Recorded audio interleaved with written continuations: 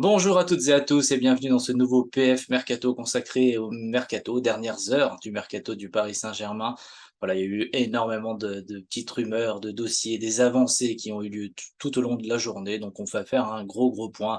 Mais avant ça, n'oubliez pas bien sûr le petit j'aime, ça fait toujours plaisir, et de vous abonner, voilà, pour continuer à nous suivre. Et n'hésitez pas non plus à commenter, parce que là, il y a quand même énormément de dossiers. On commence tout de suite avec les arrivées, donc les rumeurs les plus chaudes, et on va commencer par Fabian Ruiz, milieu de 26 ans de Naples, voilà, qui était en instance de départ, qui était plus dans le groupe avec le Napoli depuis quelques semaines.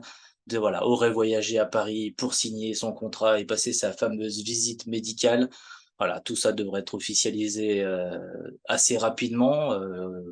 Christophe Galtier a confirmé, ou a presque confirmé en conférence de presse que le milieu de terrain allait rejoindre le PSG. Il a assuré que le joueur était proche de signer, mais il n'a pas voulu en dire plus. Voilà, il sait qu'il reste les derniers détails à régler. On ne sait jamais, il ne faut jamais crier victoire trop vite, mais Fabian Ruiz devrait s'engager assez vite avec le Paris Saint-Germain.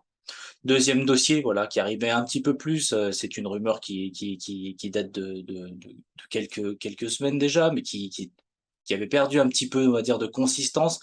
Elle est revenue en force aujourd'hui, et c'est, je parle bien sûr de Carlos Soler, le milieu offensif de 25 ans du FC Valence. Voilà, Fabrizio Romano est d'abord arrivé en milieu d'après-midi pour nous dire que bon, le joueur devrait s'engager avec le Paris Saint-Germain pour 17 millions d'euros, plus 5 millions d'euros de bonus environ. Le joueur aurait eu une contre-proposition du FC Valence pour se prolonger son contrat qui courait jusqu'en 2023, mais le joueur a préféré apparemment signer au Paris Saint-Germain pour les 5 prochaines saisons. Ça a été confirmé par la suite par Loïc Tanzi de l'équipe et le Parisien aussi, qui valide ça en disant que la signature et la visite médicale pourraient même avoir lieu demain. Le joueur doit voyager sur Paris, tout est fait, et la petite cerise sur le gâteau, c'est le poste qui serait utilisé, enfin, dans lequel sera utilisé Carlos Soler. Voilà, on attendait un attaquant, on attend un milieu de terrain. Le milieu de terrain, ce sera Fabian Ruiz, et Carlos Soler sera a priori utilisé pour compenser voilà, les absences de Neymar ou de Messi, on va dire les milieux offensifs de ce Paris Saint-Germain, qui, on le rappelle, voilà, dans les faits, joue plus en 3-4-2-1. Donc Paris avait besoin de se renforcer plutôt à ces postes-là voilà, pour faire jouer voilà, la rotation avec les deux stars parisiennes. Et Carlos Soler, voilà, c'est un milieu créatif, très intéressant, polyvalent, capitaine, charismatique, et un profil très athlétique aussi. Il est très intéressant, et voilà, il va signer. Et s'il signe, c'est pour jouer dans les deux joueurs offensifs, on va dire. Voilà, donc Paris tiendrait à la fois son milieu de terrain, à la fois son attaquant. Mais qu'en est-il des défenseurs? Et c'est pour ça qu'on passe au prochain dossier, Axel Disasi, où la rumeur avait enflé après le match contre Monaco, le match nul 1-1 contre Monaco. D'ailleurs, Axel Disasi avait fait un très bon match.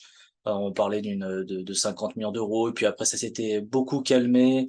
Et là, du coup, on nous assure que voilà, notamment Marc Méchenois de Gaulle et Abdellah Boulma nous assurent ce mardi que le PSG va laisser cette piste de côté, parce que déjà d'un, ça serait trop cher, mais surtout parce que voilà, la petite nouvelle qui a été un petit peu confirmée, et même plutôt confirmée par Christophe Galtier en conférence de presse, c'est le dossier Milan Skriniar, qui n'est pas totalement fermé. Le défenseur de 27 ans serait toujours la priorité et l'unique priorité de Luis Campos et de Christophe Galtier.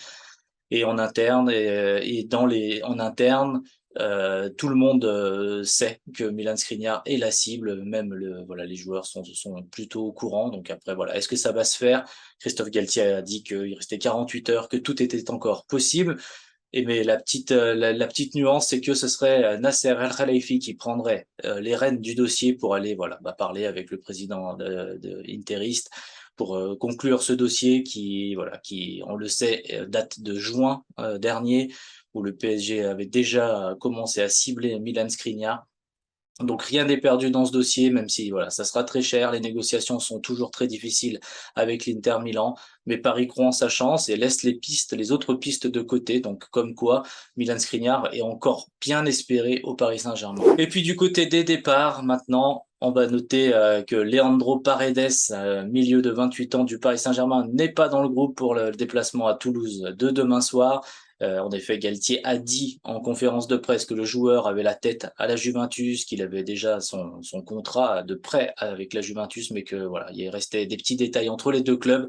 Mais Christophe Galtier, conscient que le joueur va partir, a préféré voilà lui permettre de terminer à Paris pour mieux préparer son transfert en Italie.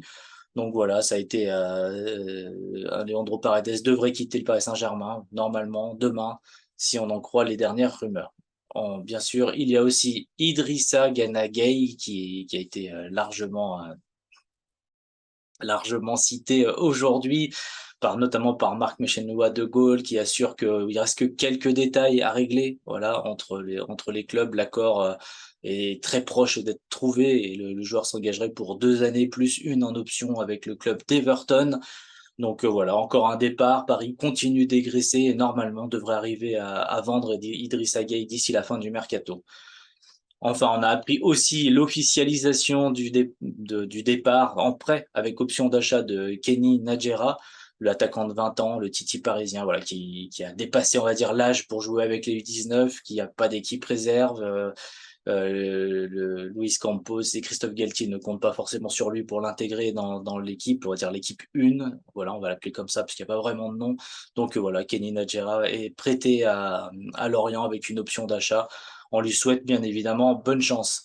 Et le dernier gros dossier qui pourrait faire plaisir à ceux qui désespéraient de le voir partir, c'est Layvin Kurzawa, latéral de 29 ans, dont on pensait qu'il n'aurait pas forcément de porte de sortie lors de ce mercato. On en entendait même pas trop parler pendant quand même pas mal de semaines et finalement tout s'est débouché.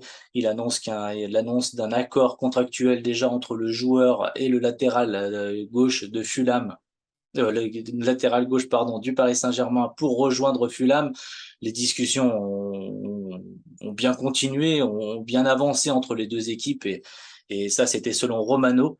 Et puis Loïc Tanzi, journaliste de l'équipe, s'est montré même encore plus optimiste à un départ de Layvin Kurzawa. Il assure que le joueur a trouvé un accord avec le club anglais et que même s'il faut rester prudent parce que rien n'est signé, il ne resterait que quelques détails entre Paris et Fulham pour un accord. Layvin Kurzawa serait attendu mercredi en Angleterre pour passer sa visite médicale et signer son contrat. Donc le Paris Saint-Germain devrait voilà réussir à vendre Layvin Kurzawa. En tout cas, je vous remercie de m'avoir écouté. Je vous propose de commenter toutes ces rumeurs, voir ce que vous en pensez un petit peu. Est-ce que Carlos Soler en remplacement de Neymar ou de Messi dans la rotation, ça vous plaît? Est-ce que Fabian Ruiz au milieu de terrain, vous trouvez que c'est une bonne piste, que le départ de Leandro Paredes est aussi une bonne chose pour le Paris Saint-Germain, tout comme celui d'Idrissa Gueye et Layvin Kurzawa? Voilà, vous avez pas mal de choses à commenter, à nous dire, à nous aussi. En tout cas, je vous dis merci à tous d'avoir écouté jusque-là. Et puis, à bientôt.